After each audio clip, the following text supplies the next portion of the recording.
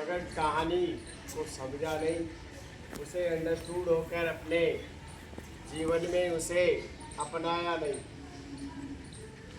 जो सुनकर समझकर उसे जीवन में अपना लेता है, वो किसी भी क्षेत्र, किसी भी इलाके से निकलकर आगे बढ़ जाता है। कछुआ और खरगोश दोनों दोस्त थे। दोस्त खेलते हैं, लड़ते हैं, शरारत करते हैं, मस्ती करते हैं, फिर भी दोस्त होते हैं। वो भी इस प्रकार आपस में आपकी तरह लड़ते झगड़ते मस्ती करते, और उस मस्ती में एक दिन उनके अंदर होड़ पैदा हो गई। होड़ पैदा होना अच्छी बात है। और प्रतिस्पर्धा, कंपटीशन हमें आगे की ओर बढ़ाकर ले जाता है। तो ऐसा ही कंपटीशन उन दोनों दोस्त के बीच में हो जाता है कि हम कल प्रातः नीम के पेड़ से लेकर 1 किलोमीटर डिस्टेंस पे जो बरगद का पेड़ है वहाँ तक दौड़ लगाएंगे, और जो इस कंपटीशन में विजेता होगा वो मंच पर पुरस्कृत किया जाएगा। खरगोश को अपनी जो दौड़ थी, अपनी जो चाल थी, उस पर बड़ाई मान था, गरूर था। कछुआ अभिमानी नहीं था, चलता वो भी था, पढ़ता वो भी था, आपकी तरह ही मेहनत वो भी करता था, मगर अभिमान, अहंकार बड़े बड़े महलों, स्वर्ण मंदिरों को भी भस्म बना देता है। उनके अंदर तय समय पर दूसरे दिन दौड़ प्रतियोगिता शुरू हो जाती है, और दोनों अपना जोर लगाकर दौड़ में शामिल होते और दौड़ते हैं।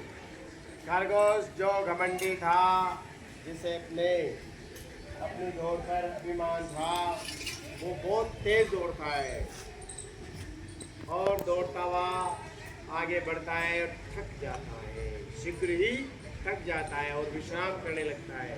पीछे मुड़कर देखता है, जीवन में कभी पीछे मुड़कर न देखे, आगे बढ़ते रहे। मंजिल को प्राप्त करने की जो उमंग है, जो लक्ष्य डिसाइड है, उसको ध्यान में रखें। उसने पीछे मुड़कर देखा कि मेरे पीछे आने वाले सब पराजित हो गए, दूर दूर तक नजर ही नहीं आ रहे, इसलिए विश्राम करने लग गया। लेकिन जो निरंतर चलता रहता है, जो प्रयास करता रहता है, अभ्यास करता रहता है, चाहे वो धीरे धीरे करता है मगर रोजाना करता है, टाइम टेबल बना के करता है, खरगोश नियमित चलता रहा, दौड़ता। कछुआ निरंतर दौड़ता रहा, खरगोश सो जाता है, विश्राम करने लग जाता है। और कछुआ निरंतर अपनी गति, अपनी चाल में दौड़ता हुआ मंजिल की ओर पहुंच जाता है। जब तक उसने मंजिल हासिल कर ली और खरगोश की निद्रा भंग हुई, वह निद्रा से उठा, तब तक देखा कि कछुआ तो जीत चुका है। इसलिए हमें अभिमान न करते हुए हमें